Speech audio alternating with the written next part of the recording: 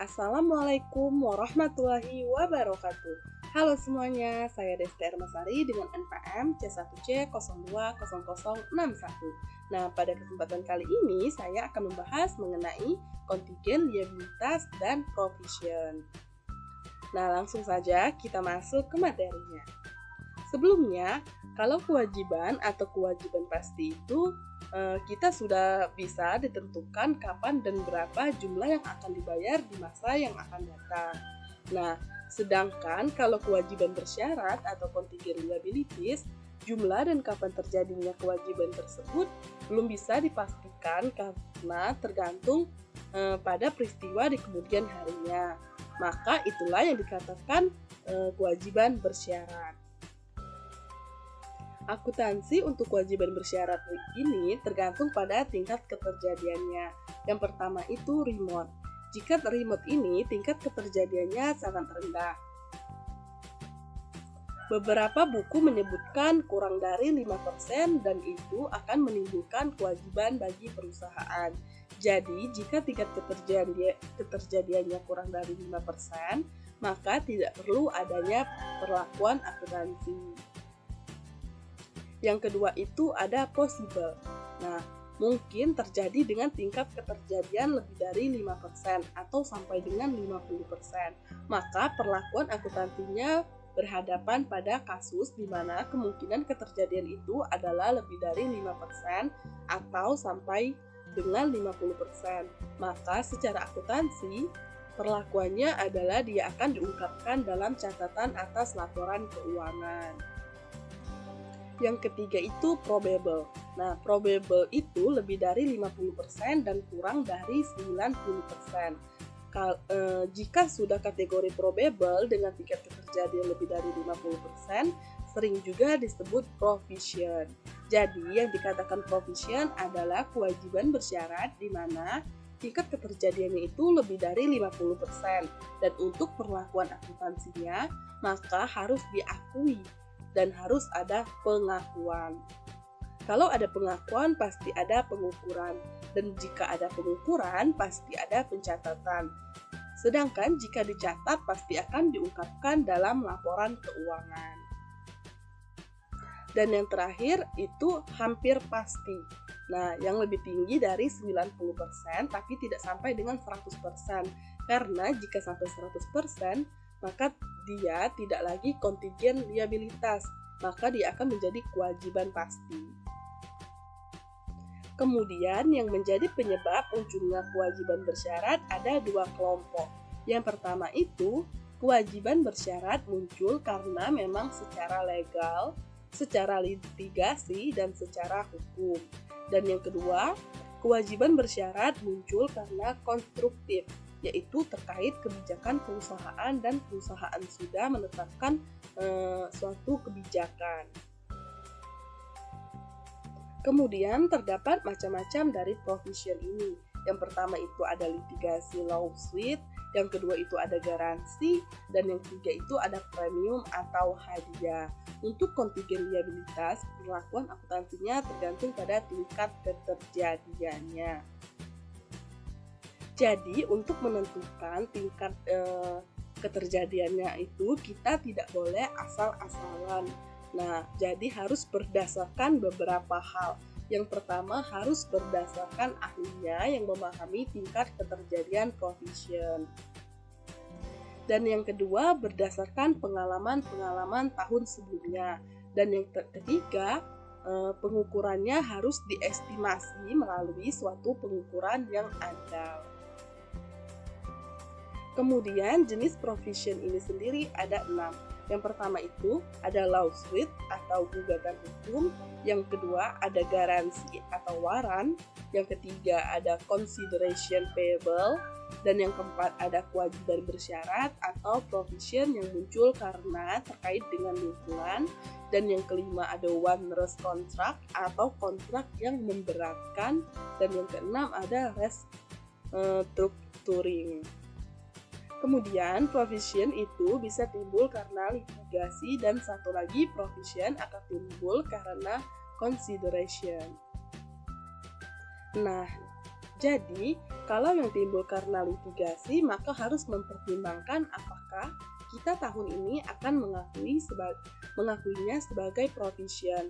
Untuk bisa mengakui itu sebagai provision, maka harus ada beberapa yang harus kita pertimbangkan. Yang pertama, apakah kemungkinan kewajiban itu akan terjadi dan dapat diukur untuk tahun sekarang. Kemudian, apakah memang ada kemungkinan besar bahwa itu akan membawa kerugian. Nah, jika kemungkinan itu membawa kerugian besar bagi suatu perusahaan karena terkait litigasi ini, maka akan jadi bahan pertimbangan kita untuk mengakuinya sebagai provision dalam laporan keuangan.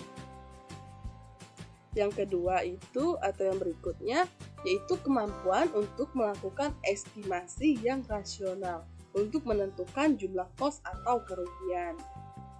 Kesimpulannya, jika kedua poin ini, yang pertama itu degree of probability, apakah kejadian ini atau peristiwa ini mungkin tidak diajukan sebagai gugatan. Jika seandainya suatu peristiwa sangat lemah di mata hukum untuk bisa digugat, maka akan aman-aman saja dan tidak perlu berlanjut ke bagian yang kedua. Jadi, jika kedua ini terpenuhi dan kerugian itu dapat diestimasi berapa jumlah kerugiannya dan kejadian bahwa kita akan timbul, kewajiban itu dapat kita tentukan pada tanggal laporan keuangan ataupun sebelum tanggal laporan keuangan, maka kita harus mengakui itu sebagai liabilitas atau sebagai provision. Kemudian yang selanjutnya itu ada kewajiban karena garansi atau sering disebut juga waranti. Nah, biasanya jika kita menjual suatu produk, maka biasanya akan memberikan layanan bunga jual yaitu garansi. Nah, kartu garansi ini ada yang sifatnya melekat dalam suatu produk dan ada juga yang garansi itu harus berbayar. Selain itu ada juga yang yang betul-betul gratis, misalnya servis motor gratis waktu 1000 km dan kemudian gratis ganti oli. Kemudian ada asuran tipe waranti, yaitu asuran tipe waranti yang ini untuk melekat pada produk tersebut atau sifatnya garansi yang diperoleh secara gratis oleh si pembeli. Sedangkan kalau servis tipe waranti yaitu garansi tapi yang tidak gratis, ini merupakan kombinasi, ada yang gratis dan ada juga yang berbayar. Jadi ada yang sifatnya memang melekat dalam produk tersebut, kemudian ada juga yang garansi itu harus berbayar. Kemudian ada consideration payable atau premium. Ini juga sering disebut sebagai hadiah. Contohnya yaitu misalkan kita mengumpulkan 10 bungkus Indomie, kita tukarkan ke warung lalu kita akan mendapatkan 1 bungkus Indomie. Nah, itulah yang disebut sebagai consideration payable atau premium. Selanjutnya itu ada environmental provision. Nah, ini adalah provision yang berkaitan dengan masalah lingkungan. Misalnya, kita mendapatkan hak untuk melakukan eksplorasi minyak bumi di lepas pantai selama kurang lebih waktunya itu misalkan 10 tahun. Maka yang akan dilakukan oleh perusahaan adalah melakukan pengeboran. Kemudian, kesepakatannya dalam kontrak karena kita diberikan hak untuk melakukan eksplorasi pengeboran minyak lepas pantai itu, secara aturannya kita harus membongkar setelah 10 tahun kita mengeksplorasi minyak bumi dan mengembalikan kondisi lingkungan yang terdapat dari kegiatan eksplorasi tersebut. Atau contoh lainnya misalnya, saya memiliki hak untuk menambang batu bara di suatu lokasi.